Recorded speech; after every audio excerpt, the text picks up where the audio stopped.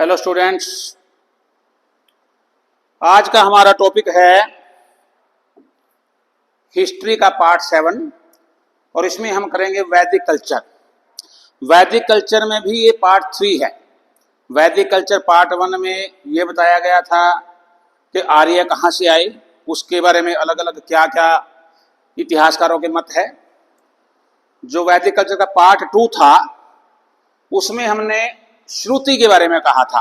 श्रुति यानी वो ज्ञान जो एक पीढ़ी से अगली पीढ़ी तक सुनने के द्वारा गया। एक पीढ़ी ने अगली पीढ़ी को सुनाया, फिर अगली पीढ़ी को सुनाया से। श्रुति में 4 प्रकार के हमारे ग्रंथ थे। वेद, 4 वेद हैं। वेदों के बाद ब्राह्मण, वो वेदों से ही संबंधित है, हर वेद के अपने अपने ब्राह्मण हैं। उसके बाद अरण्यक थे, वो भी वेदों से ही संबंधित जुड़े हुए हैं। और उसके बाद उपनिषद थी। उपनिषद को वेदांत भी कहा जाता है। वेदांत मीन्स वेदों का शिखर, यानी सारे वेदों में जो कुछ कहा गया है उसका जो निचोड़ है वो हमारा वेदांत में यानी उपनिषदों में है। तो आज हम करेंगे बात श्रुति के बाद स्मृति की। हमारे हिंदू धर्म के अनुसार जो हमारे ग्रंथ है उनको 2 भागों में बांटा गया है, एक श्रुति, एक स्मृति। श्रुति हमने कर लिया। स्मृति में फिर 6 प्रकार के हमारा लिटरेचर है। वेदांग, कुछ वेदांग है, उनको सूत्र भी बोलते हैं। स्मृति धर्मशास्त्र, वेदांग भी आगे 6 हैं, धर्मशास्त्र भी 6 से ज्यादा भी हो सकते हैं, लेकिन मुख्य 6 को इसमें कवर किया गया है। हमारे 2 महाकाव्य है, ये आप सबको पता ही है, रामायण और महाभारत। पुराण है, 18 पुराण हैं हमारे। उपवेद हैं, 4 उपवेद हैं, हर वेद से जुड़ा हुआ है उपवेद है। और षड दर्शन, ये इसके नाम से पता चलता है, षड दर्शन, 6 प्रकार के हमारे दर्शन है। तो ये सारा हमारा स्मृति के अंतर्गत आएगा। अब जो सबसे पहला स्मृति है वो है वेदांग। वेदांग के आगे फिर 6 भाग हैं। सबसे पहले शिक्षा। देखो, जब भी कोई भाषा बनी, कोई पुस्तकें लिखी गई, तो उसके लिए भाषा के साथ साथ भाषा का ज्ञान होना भी जरूरी है। जो हम भाषा बोलते हैं तो अक्षर बोलते समय जो ध्वनि उत्पन्न होती है वो हमारे मुंह के किस भाग से पैदा होती है, या जो प्रोनाउंसिएशन है, उच्चारण है, हम किसी शब्द का उच्चारण कैसे करते हैं, उसके विषय में जो हमारा वेदांग है वो है शिक्षा। फोनेटिक्स यानी ध्वनि शास्त्र कह सकते हैं, इसको हम ध्वनि विज्ञान कह सकते हैं। It focus on phonetics and pronunciation. तो ध्वनि कहां से उत्पन्न होती है, ध्वन्यात्मकता कहिए या ध्वनि शास्त्र कहिए, और उच्चारण कैसे हो, उसके लिए जो वेदांग है वो है शिक्षा। और शिक्षा के ऊपर जो ओल्डेस्ट टेक्स्ट है फोनेटिक्स पे, उसका नाम है प्रतिशाख्या। ये हमें सभी को पता होना चाहिए कि स्मृति के अंदर जो पहली स्मृति है वेदांग, उसका जो पहला भाग है शिक्षा, उसके आधार पे, शिक्षा मतलब फोनेटिक्स, ध्वनि कैसे पैदा होती है, उच्चारण कैसे करते हैं हम किसी शब्द का, किसी अक्षर का, तो उसके लिए जो साइंस है, उसके लिए जो ज्ञान है, उसके लिए जो शास्त्र है, वो सबसे पुराना है प्रतिशाख्या। एग्जैक्ट प्रोनाउंसिएशन ऑफ वैदिक साउंड्स, वैदिक साउंड्स की प्रोनाउंसिएशन एग्जैक्ट क्या है और वेरिएशंस क्या है, उसमें किस तरह से वेरिएशन आती है, तो इसके आधार पर ये प्रतिशाख्या है। और जो सबसे पहला प्रतिशाख्या भी कई विद्वानों द्वारा लिखे गए, एक प्रतिशाख्या है आर के प्रतिशाख्या। आर के मतलब ऋग्वेद के आधार पे है। ये ऋग्वेद को ऋग्वेद भी कहीं कहीं कहा जाता है। ऋग्वेद है, वैसे तो RIG का यूज करते हैं हम, लेकिन कहीं कहीं ऋग्वेद भी लिखा जाता है। तो ऋग्वेद से यानी ऋग्वेद से संबंधित जो सबसे पहला शिक्षा के ऊपर आधारित हमारा टेक्स्ट है वो है आर के प्रतिशाख्या। और ये किसने लिखा, ऋषि शौनक ने। ऋषि शौनक, शौनक भी कह देते हैं, शौनक भी कह देते हैं, शौनक या शौनक। अभी कुछ समय पहले 2022 से 24 तक इंग्लैंड के प्राइम मिनिस्टर रहे ऋषि सुनक। जो उनका जो नाम है जिस ऋषि के ऊपर रखा गया है वो ये ऋषि सुनक है, जिन्होंने शिक्षा के ऊपर सबसे पहला जो हमारा ग्रंथ है प्रतिशाख्या वो लिखा। वेदांग में ही शिक्षा के बाद है कुछ सूत्र है, कल्प सूत्र, इनको हम रिचुअल्स कह सकते हैं। जो हमारे रीति रिवाज है उससे संबंधित जो हमारे ग्रंथ है उनको हम कल्प सूत्र बोलते हैं। कुछ के नाम है इसमें शौर्य सूत्र, स्रोत सूत्र है, स्रोत सूत्र, शूल सूत्र, गृह सूत्र, धर्म सूत्र। तो ये कुछ सूत्र है कल्प सूत्र के अंतर्गत आते हैं। जो स्रोत सूत्र है उसमें वैदिक रिचुअल्स है, उस समय का जो रीति रिवाज है। शूल सूत्र में भी इसी बारे में बताया गया है। गृह सूत्र नाम से पता है, ये फैमिली सेरेमनीज है, परिवार में किस तरह के उत्सव होने चाहिए, किस तरह के परिवार की संरचना होनी चाहिए, परिवार में किस तरह का व्यवहार होना चाहिए, उससे संबंधित है। और धर्म शास्त्रों में क्या कहा गया, वर्ण। हिंदू धर्म के अनुसार 4 वर्ण बनाए गए हैं, ब्राह्मण, क्षत्रिय, वैश्य, शूद्र, उनके बारे में धर्मशास्त्र सूत्र में आता है वर्णन। आश्रम, 4 ही आश्रम है व्यक्ति के जीवन में। पहले 100 वर्ष आयु मानी जाती थी, तो पहले 25 वर्ष के लिए ब्रह्मचर्य, फिर गृहस्थ, फिर वानप्रस्थ, फिर संन्यास। ऐसे धर्म के बारे में बताया गया है। एथिक्स, जो नैतिक मूल्य है हमारे, उनके बारे में बताया गया है। अब जो सूत्र लिखे हैं ये कुछ विद्वानों द्वारा लिखे गए हैं। तो जो स्रोत सूत्र है उसको किस किस ने लिखा, बोधायन ने, आपस्तंभ ने, हिरण्यकेशिन ने। ऐसे जो शूल सूत्र है बोधायन ने, आपस्तंभ ने, ये दोनों में है, कात्यायन, मानव। ऐसे जो गृह सूत्र है वो सांख्यायन ने लिखा। और ऐसे जो धर्म सूत्र है वो बोधायन, बोधायन इसमें भी है, बोधायन, आपस्तंभ, गौतम और वशिष्ठ। तो ये वो विद्वान है जिन्होंने इनके बारे में, सूत्र के बारे में लिखा है। गौतम ऋषि के बारे में हम जानते होंगे, रामायण में भी इनका जिक्र आता है। इनकी पत्नी थी अहिल्या, जो देवताओं का राजा था इंद्र, उसने गौतम ऋषि का रूप धारण करके गौतम ऋषि की पत्नी के साथ गलत संबंध बनाए। तो देखिए, जब देवता शब्द आता है ना, हमारे दिमाग में एक अलग ही छवि उभरती है कि वो बहुत सभ्य हैं, बहुत अच्छे हैं, लेकिन ऐसा नहीं है। इनके अंदर भी जो मानव का स्वभाव है वही स्वभाव इनका था। जो आज के समय में सत्ता के लिए जिस तरह की आप देखते होंगे राजनीतिक पार्टियों के बीच में एक दूसरे को नीचा दिखाने की होड़ लगी रहती है, वैसी ही होड़ उस समय में भी थी।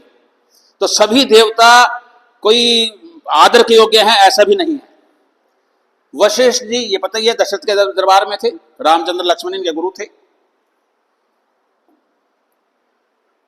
एक, अगर मैं इतने वीडियो डालता हूं, अगर आपको वीडियोस पसंद आते हैं तो कृपया करके जो है चैनल को जिन्होंने सब्सक्राइब नहीं किया वो सब्सक्राइब जरूर करें, और वीडियोज को लाइक कीजिए, शेयर कीजिए, अगर समय लगता है आपको कमेंट कीजिए। तो वेदांग में पहला शिक्षा हो गया। शिक्षा के बाद क्या था, कल्प सूत्र थे। उसके बाद तीसरा भाग है व्याकरण। कोई भी भाषा बिना व्याकरण के नहीं सीखी जा सकती, हर एक भाषा के अपनी व्याकरण है।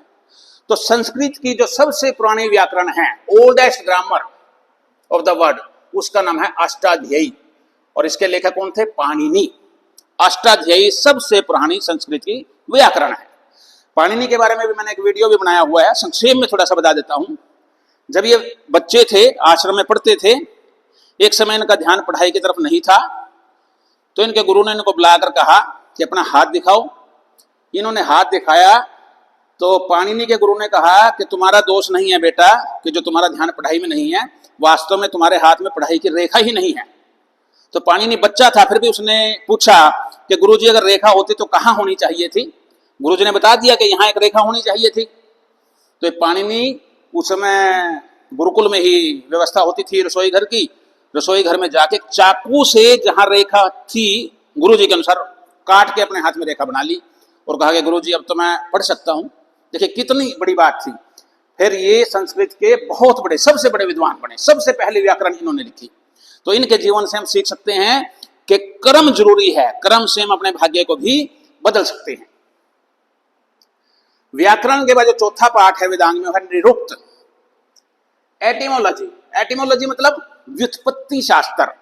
कोई शब्द कैसे बना, कहां से बना। आजकल की जो डिक्शनरीज है उसमें भी आप कई बार देखते हो किसी की वर्ड के बारे में बताया जाता है कि ये लैटिन इंग्लिश से आया है, फ्रेंच से आया है, फ्रेंच में क्या वर्ड था, उसका फिर चेंज हो गया क्या बना है। तो ऐसे ही निरुक्त क्या है, किसी शब्द की उत्पत्ति कैसे हुई, इसके बारे में जो ओल्डेस्ट डिक्शनरी है वर्ल्ड की, दुनिया की सबसे पुरानी डिक्शनरी है, उसका नाम है निरुक्त। एंड जो oldest word collection of the world है, दुनिया का सबसे पहले शब्दकोश कहिए शब्दों का, वो उसको नाम है निघंटु, निरुक्त निघंटु। और ये दोनों ही जिन्होंने लिखे उनका नाम था यास्क, YASK, यास्क। पांचवा भाग है छंद। छंद का भी संस्कृत की भाषा में बहुत महत्व है, और छंद के ऊपर जो सबसे फेमस टेक्स्ट है छंद सूत्र, वो किसने लिखा, पिंगला ऋषि ने। एक ऋषि हुए पिंगला, उन्होंने छंद सूत्र लिखा। और लास्ट है वेदांग में ज्योतिष, एस्ट्रोनॉमी, खगोल विद्या, आकाशीय पिंडों के बारे में, तारों के बारे में, इनके बारे में सारे जानकारी, उसके आधार पे ज्योतिष कुछ अनुमान लगाए जाते हैं। तो जो सबसे ओल्डेस्ट ज्योतिष टेक्स्ट है, ज्योतिष के ऊपर जो सबसे पुरानी बुक है वेदांग ज्योतिष, वो किसने लिखी, लगध मुनि ने। लगध मुनि, एक मुनि हुए लगध, उन्होंने ये लिखी है। तो स्मृति में सबसे पहले वेदांग, और वेदांग में 6 भाग, शिक्षा, कल्पसूत्र, व्याकरण, निरुक्त, छंद और ज्योतिष। अब श्रुति का जो दूसरा भाग है वो है स्मृति का जो दूसरा भाग है स्मृति धर्मशास्त्र। 6 धर्मशास्त्र इसमें हमने कवर किए हैं।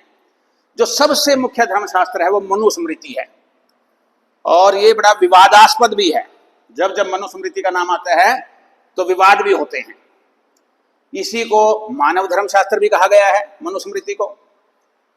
ओल्डेस्ट स्मृति टेक्स्ट, सबसे पुराना स्मृति जो है वो मनुस्मृति है। मनु एक हुए हैं व्यक्ति, तो मनु ऋषि कहिए, तो उनके नाम पे, उन्होंने ही माना जाता है, उन्होंने लिखी, उनके नाम पे ही मनुस्मृति नाम पड़ा हुआ है।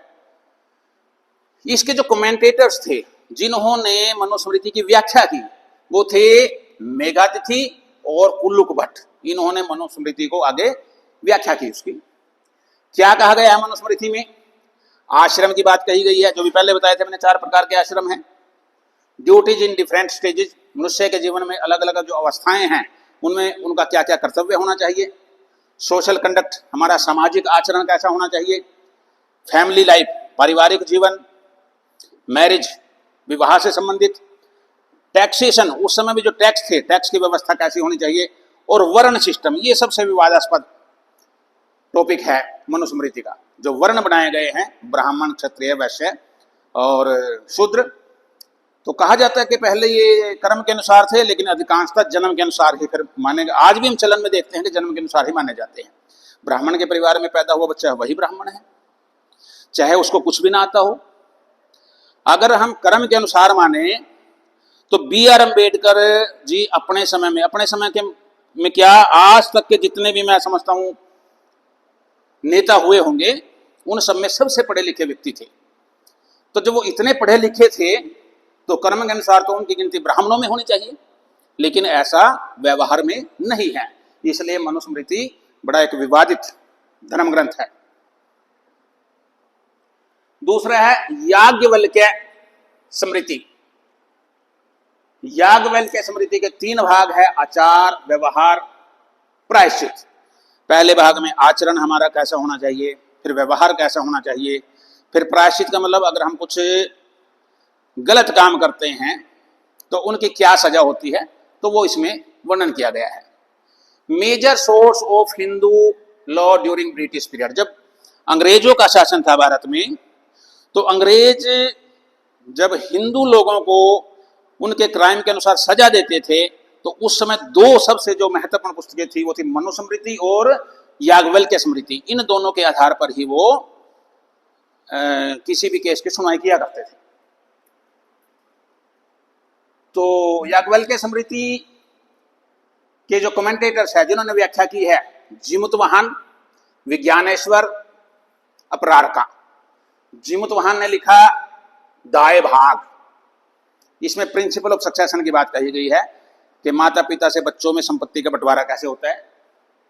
मिताक्षरा, जो लॉ के स्टूडेंट है, अब भी जो हम पढ़ते हैं लॉ में, हिंदू लॉ, उसमें भी मिताक्षरा शब्द आता है, मिताक्षरा के बारे में जिक्र है उसमें, जो लीगल कमेंट्री है कानूनी रूप से। और इसमें एक इनहेरिटेंस बाय बर्थ, के जन्म से ही बच्चे को पिता की संपत्ति में अधिकार मिल जाता है, पिता चाहे या ना चाहे। ऐसे ही अपरार का, जिन्होंने अपरार का परा के नाम से पुस्तक लिखी है, तो जिमुतवाहन ने दाय भाग, विज्ञानेश्वर ने मिताक्षरा और अपरारकर ने अपरार का परा।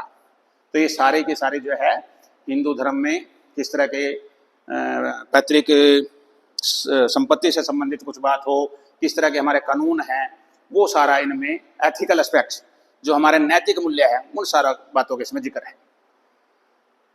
ये दोनों मनुस्मृति और याज्ञवल्क्य स्मृति, ऐसा माना जाता है कि ये गुप्त पीरियड से पहले लिखी गई। गुप्त पीरियड अभी आगे इतिहास में आएंगे, जब हम ये वैदिक काल कर लेंगे, उसके बाद फिर 16 महाजनपदों में बटा हुआ था भारत, फिर उसके बाद कैसे कैसे साम्राज्य है, फिर एक गुप्त साम्राज्य आया था, तो उससे पहले इसको लिखा हुआ माना जाता है। और इनको गुप्त पीरियड के दौरान माना जाता है। नारद स्मृति, पराशर, बृहस्पति, कात्यायन, तो 6 प्रकार की स्मृति हो गई, स्मृति धर्मशास्त्र हो गए, मनु, याज्ञवल्क्य, नारद, पराशर, बृहस्पति और कात्यायन।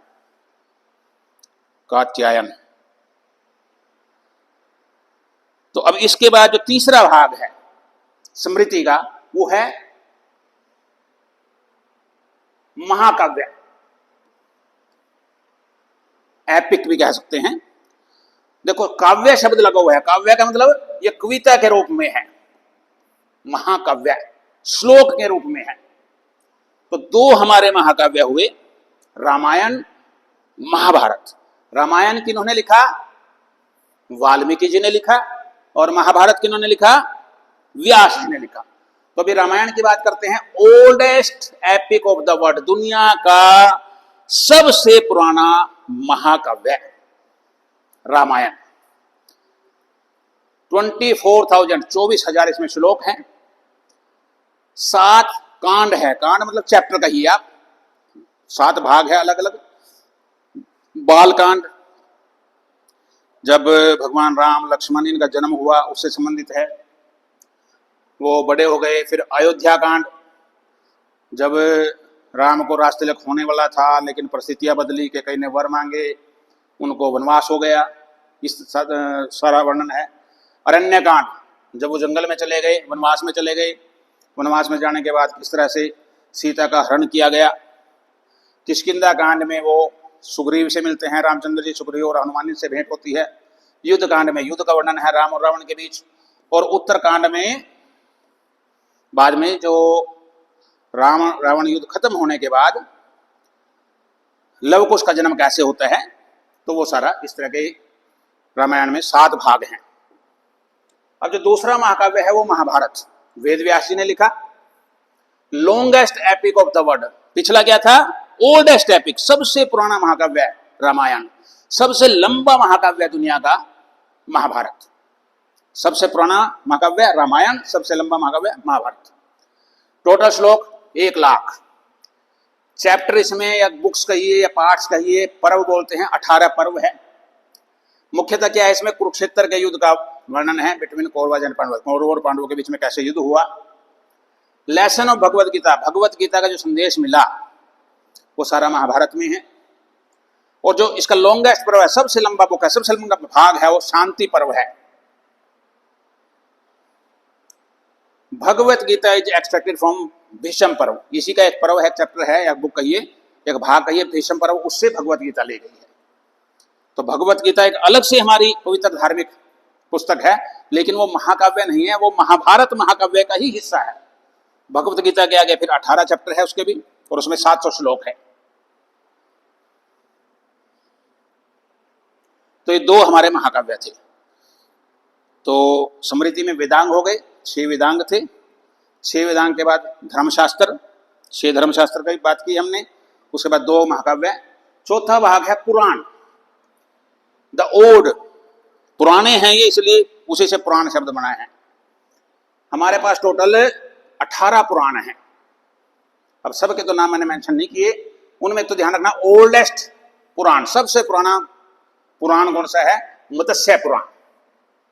कुछ और इंपॉर्टेंट जो पुराण है वो है भागवत पुराण, विष्णु पुराण, वायु पुराण, गरुड़ पुराण। गरुड़ पुराण सबने सुना होगा, क्योंकि जब भी किसी परिवार में कोई किसी की मृत्यु हो जाती है तो जब ये 12-13 दिन का जो एक चलता है कार्यक्रम, उसमें गरुड़ पुराण का पाठ भी कराया जाता है। पुराणों में है क्या mainly? They describe generally 5 subjects, 5 subjects की बात है इन पुराणों में। सबसे पहले सर्ग, क्रिएशन ऑफ द यूनिवर्स, ये ब्रह्मांड कैसे बना, इसका जिक्र पुराणों में कहा गया है। प्रतिसर्ग, recreation of the universe after a period of dissolution, यानी एक बार ब्रह्मांड बन गया, वो अपने चरम पे पहुंच गया, फिर एक बार विनाश हो गया, विनाश होने के बाद फिर ब्रह्मांड बना, उसका फिर दोबारा से क्रिएशन, प्रतिसर्ग, उसके बारे में बताता है। वंश, ये एम लिखा हुआ है, एम भी कई जगह हम एन की जगह यूज करते हैं, वंश है, वामसन वंश। वंश में क्या है? जीनियोलॉजीज ऑफ गॉड्स एंड ऋषि, जो अलग अलग देवताएं हैं, ऋषि है, उनकी जो वंशावली है सारी, वो इसमें दी गई है। उसके बाद मनवंतर, the reigns of the Manu, Manu का शासन। देखो ऐसा माना जाता है हिंदू धर्म के अनुसार कि ब्रह्मा जी का जो एक दिन है उसको एक कल्प बोलते हैं, और उस एक कल्प में 14 मनवंतर आएंगे। हर मनवंतर का अपना एक अलग मनु है। जो सबसे पहला मनवंतर था उसके मनु का नाम था स्वयंभू मनु। मैंने एक वीडियो बनाया था धर्म और विज्ञान के नाम से, उसमें बताया था कि ब्रह्मा जी ने अपने शरीर के 2 भाग किए, एक स्वयंभू मनु बन गया और दूसरे भाग से शत्रुपा बन गई, स्त्री बन गई। तो अब जो वर्तमान में चल रहा है, ये माना जाता है कि अब 7वां मनवंतर है। अभी वर्तमान में हम 7वें मनवंतर में हैं, और इस मनवंतर का जो मनु है उसका नाम है वैवस्वत मनु, वैवस्वत मनु। तो टोटल 14 मनवंतर होने हैं। उसके बाद एक कल्प पूरा होगा। उसके बाद है वंशा अनुचरित, ये genealogies of various royal dynasties. Royal dynasties का क्या मतलब है भाई? हमारे हिंदू धर्म के अनुसार 2 ऐसे वंश हुए हैं जिनको रॉयल माना गया है, सूर्यवंश और चंद्रवंश। तो इसमें सूर्यवंश और चंद्रवंश के राजाओं के बारे में बताया गया है, उनके वंशों के बारे में बताया गया है। सूर्यवंश तो यही है जो भगवान राम का वंश है, इक्ष्वाकु वंश है, वही सूर्यवंश है सारा। चंद्रवंश हमारे धार्मिक ग्रंथों के अनुसार एक, अब उसको व्यक्ति कहें औरत कहें, इला हुआ है। इला, इला की विशेषता ये थी कि ये लिंग परिवर्तन कर सकती थी, पुरुष भी बन सकती थी, स्त्री भी बन सकती थी, कहिए, या बन सकता था कहिए। तो इला का विवाह होता है, चंद्रमा का बेटा है बुध, बुध के साथ। तो इला और बुध के विवाह से जो बेटा उत्पन्न हुआ, उसने जो आगे वंश चलाया वो है चंद्रवंश। तो हमारे ग्रंथों के अनुसार धार्मिक सूर्यवंश और चंद्रवंश, इन्हीं 2 को रॉयल डायनेस्टीज कहा गया है, बाकियों को निम्न माना गया है। तो यहां भी भेदभाव की भावना है। हमारे ग्रंथों में भी देखिए बहुत सी बातें ऐसी है जो उस समय के अनुसार जैसी उनकी सोच रही होगी उस समय बनाई गई होगी, लेकिन बदलते वक्त के साथ वो बातें बदलनी चाहिए। तो यहां भी कुछ भेदभाव की, इन 2 को रॉयल माना गया है, बाकी वंशों को वो रॉयल नहीं मानते थे। इसके बाद चौथा भाग हो गया पुराण। 5वां भाग है उपवेद। दे आर एसोसिएटेड विद वेद, हर वेद से उपवेद जुड़ा हुआ है। ऋग्वेद से जुड़ा हुआ है आयुर्वेद, सामवेद से जुड़ा हुआ है गंधर्व वेद, यजुर्वेद से जुड़ा हुआ है धनुर्वेद, और अथर्ववेद से जुड़ा हुआ है शिल्प वेद या अर्थवेद भी बोलते हैं। ये अथर्व नहीं, अर्थ है, अर्थवेद। तो आयुर्वेद ऋग्वेद से जुड़ा हुआ है। आयुर्वेद में क्या बात है? मेडिसिन की बात है, औषधियों की बात है। धन्वंतरी, धन्वंतरी को आयुर्वेद का जनक माना गया है। कहा जाता है जब समुद्र मंथन हुआ था, समुद्र मंथन से धन्वंतरी निकले थे। बहुत सी बातें हास्यास्पद भी है। अभी धीरे धीरे मेरे धर्म और विज्ञान की जो सीरीज चलेगी वो भी जरूर देखनी है। जो गंधर्व वेद है उसमें म्यूजिक की बात है, सामवेद से जुड़ा हुआ है। सामवेद जब मैंने श्रुति बताया था तब बताया भी था कि संगीत से जुड़ा हुआ है। यजुर्वेद मुख्यतः यज्ञों से जुड़ा हुआ है, लेकिन इसमें ही जो योद्धा थे, क्षत्रिय धर्म है, उससे भी जुड़ा हुआ है। तो आर्चरी जो धनुर्विद्या है वो धनुर्वेद से जुड़ा हुआ है। ऐसे शिल्प वेद और अर्थवेद, अर्थ का मतलब होता है धन, वेल्थ और craft, art and craft and wealth, ये अथर्ववेद से जुड़े हुए हैं। विश्वकर्मा जी ये समझो कि उस समय के सबसे पुराने इंजीनियर थे, सिविल इंजीनियर तो थे ही, सभी भवन की जो भवन निर्माण कला थी उनका जनक भी इनको माना जाता है। और सभी प्रकार के जो औजार है, जो भी आज के समय में इस तरह के काम करते हैं, सभी अब मिस्त्री, राजमिस्त्री, ये भी सारे भी, कोई लोहार है, कोई, वो सारे विश्वकर्मा दिवस को अपने अपने औजारों की पूजा करते हैं। तो विश्वकर्मा यूं समझिए कि पुराने समय के हमारे इंजीनियर रहे हैं। और लास्ट भाग है स्मृति का षड दर्शन।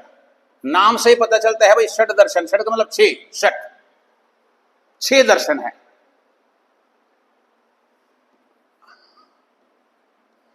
हमारा जो एक सब्जेक्ट है फिलॉसफी, दर्शन शास्त्र, तो इंडिया में जो फिलॉसफी जो पढ़ते हैं उसमें छह दर्शन की बात कही गई है, छह प्रकार की फिलॉसफी की बात कही गई है, वो सारे की सारी षड दर्शन में आती है। तो क्या क्या है ये? सांख्य दर्शन, योग दर्शन, न्याय दर्शन, वैशेषिक दर्शन, मीमांसा या पूर्व मीमांसा, और वेदांत या उत्तर मीमांसा। इनसे जुड़ी हुई जो टेक्स्ट लिखे गए हैं, लिटरेचर है, पुस्तकें हैं, वो इन्हीं के नाम पे है। सांख्य दर्शन के नाम पे सांख्य सूत्र है, योग दर्शन के नाम पे योग सूत्र है, ऐसे न्याय दर्शन के नाम पे न्याय सूत्र है, वैशेषिक दर्शन के नाम पे वैशेषिक सूत्र है, पूर्व मीमांसा के नाम पे पूर्व मीमांसा सूत्र है, और ऐसे उत्तर मीमांसा या वेदांत के ऊपर जो है ब्रह्म सूत्र या वेदांत सूत्र है। कौन इनके फाउंडर थे? सांख्य दर्शन किसने दिया? कपिल मुनि ने दिया। योग दर्शन पतंजलि ने, इनका शायद सभी को पता ही है। न्याय दर्शन अक्षपाद गौतम, ये वही गौतम है जो गौतम ऋषि थे। वैशेषिक दर्शन उल्लुक कनाद, कनाद ऋषि हुए। पूर्व मीमांसा जैमिनी, और उत्तर मीमांसा या वेदांत बादरायण। ये वो महान लोग थे जिन्होंने ये छह दर्शन दिए, जो आज भी हमारे इंडिया में जो फिलोसफी सब्जेक्ट है उसके अंतर्गत पढ़ाए जाते हैं। तो इस प्रकार हमने वैदिक कल्चर के 3 भाग कर लिए, 2 भाग इसके और आएंगे। अगले भाग में हम करेंगे कि जो वैदिक समय था, वैदिक युग था, उस समय लोगों का जीवन कैसा था, ऋग्वेद में मुख्यतः क्या बातें कही गई हैं, आर्थिक जीवन कैसा था, धार्मिक जीवन कैसा था। और फिर एक भाग और करेंगे उत्तर वैदिक, पोस्ट वैदिक पीरियड का, कि वो भी वैदिक से जुड़ा हुआ है, लेकिन कुछ वैदिक समय की कुछ बातें वैदिक काल में हो गई, कुछ उसके बाद भी हुई है, तो दोनों को मिला के वैदिक पीरियड बनता है। तो वैदिक और उत्तर वैदिक कहते हैं इसको हम, ऋग्वैदिक एंड पोस्ट ऋग्वैदिक कहिए। तो ये 2 भाग और आएंगे। फिर भारत जो है 16 महाजनपदों में बटा हुआ था, और वहां से फिर हमारा वर्तमान इतिहास धीरे धीरे करके चलेगा। तो अगर वीडियो आपको पसंद आता है, फिर मैं दोबारा कहता हूँ कि जिन्होंने चैनल सब्सक्राइब नहीं किया सब्सक्राइब कीजिए, लाइक कीजिए, वीडियो को शेयर कीजिए, और अगर वक्त लगे तो कमेंट कीजिए। Thank you.